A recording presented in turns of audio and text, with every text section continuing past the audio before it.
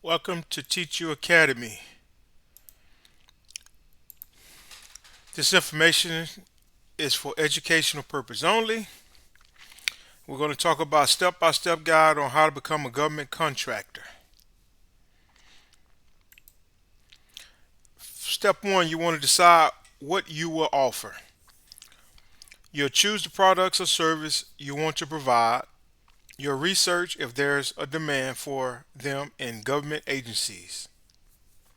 And here's some of your government agencies. Step two, you want to register your business. Set up a legal business structure.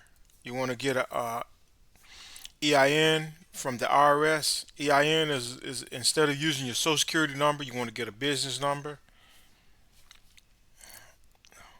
And that's what your EIN number is. Entity Identification Number. That's what the EIN stands for. Entity Identification Number. Register in sam.gov.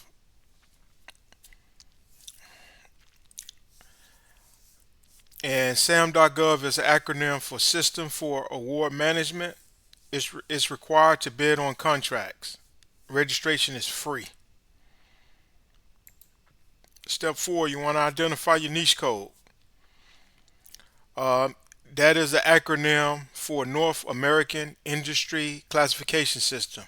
You want to find the code that best matches your business at niche.com. You want to create a capability statement. And basically what a capability statement is, a government capability statement is a concise document that serves as a resume for your business. So basically it can be only one page. Put on your past performances, your differentiators, and your competencies. You want to put that on there. Want to look for opportunities. Check platforms like sam.gov, gsa.gov, subnet, or usaspending.gov for contract listings. Certify if you qualify. So consider getting certifications like a 8A, WSOB,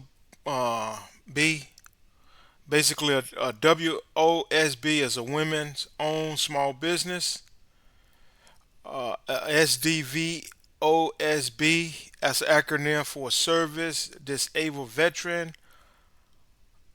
Owned Small Business, or a hub zone at certified.sba.gov to access set aside contracts. Hub zone is a area where you want to look at a map. You want to go to your hub zone. Going to go to a hub zone map and find out if your zip code is in that hub zone, and you can get contracts based on where your address of business is located at. You want to market to agencies. Network with procurement officers, attend events, and join small business vendor outreach sessions. Submit bids.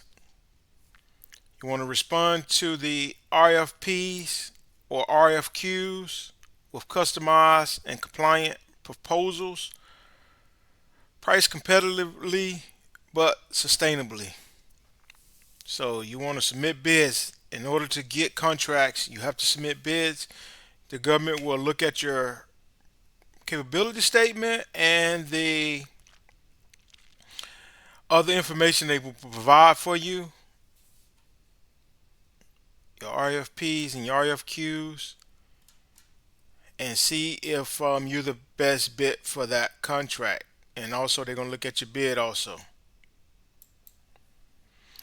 Want to start small.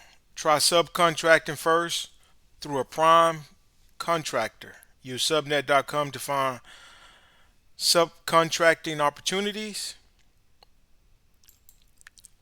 And in summary,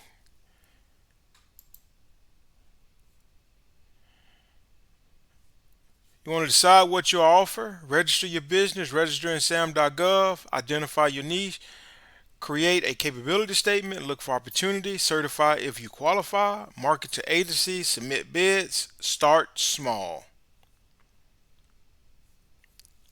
Y'all have a good day.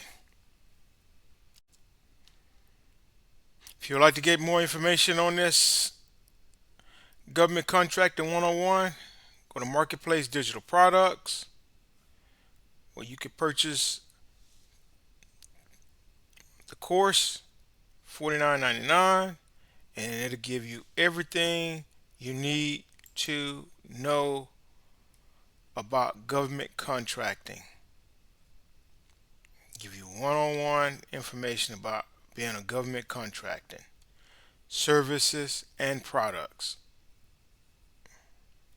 Complete videos, complete step-by-step guidance. You just go to that. The link will be in the description below.